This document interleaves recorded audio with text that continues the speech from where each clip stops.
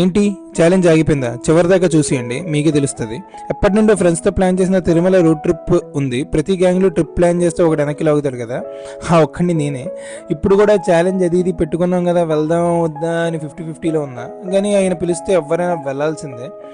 డిన్నర్కి రాజమండ్రి దగ్గర Andhra's largest restaurant దగ్గరికి వెళ్ళాం. అది ఎందుకు అలా అన్నారో ఆ ఓనర్కి తెలియాలి. అంబియన్స్ అయితే చాలా బాగుంది. సారీ అదొకటే బాగుంది. రివ్యూ చెప్పమంటే మా వాళ్ళ పడ్డ పాట్.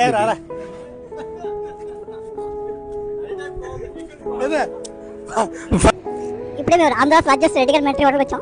ఇక్కడ ఫిష్ పుల్స్ బాగుంది, మిగతా యావరేజ్. అది హరిట ఇంకా సూపర్గా ఉంది.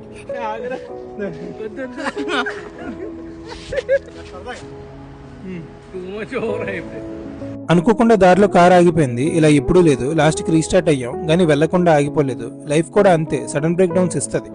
మనం ఒకటి అనుకుంటే మన బిజీ స్కెడ్యూల్ వల్లనో, బద్ధకం వల్లనో, కొత్త విషయాలు ఫస్ట్ టైం ట్రై చేస్తే వాటిని సరిగ్గా ప్లాన్ చేసుకోకపోవడం వల్లనో బ్రేక్స్ ఇస్తుంది. కానీ మళ్ళీ రీస్టార్ట్ చేయాలి. ఆగిపోతేనే ఓడిపోయినట్టు, మళ్ళీ మొదలు పెడితే కాదు. నా ఫ్రెండ్స్ కొంతమంది నా కోసం బ్రేక్ వచ్చింది కదా ఏం చెప్పొద్దు, డైరెక్ట్ డే 6 or 7 అని పోస్ట్ చేయమన్నారు. బట్ ఈ జర్నీ నేను స్టార్ట్ చేసిన మెయిన్ ఎజెండా లైఫ్లో నేను ఎలా ముందుకెళ్తాను అని చెప్పడం కాదు, పడుతూ పైకి లెగిసి ఎలా దులుపుకొని మళ్ళీ ముందుకెళ్తాను అన్నది. సో ఆగిపోవడం, పడిపోవడం, ఓడిపోవడంతో సమానం కాదు. అయినా ఆయన బ్లెస్సింగ్స్ ఉంటే ఏదైనా సాధ్యమే. So let's restart.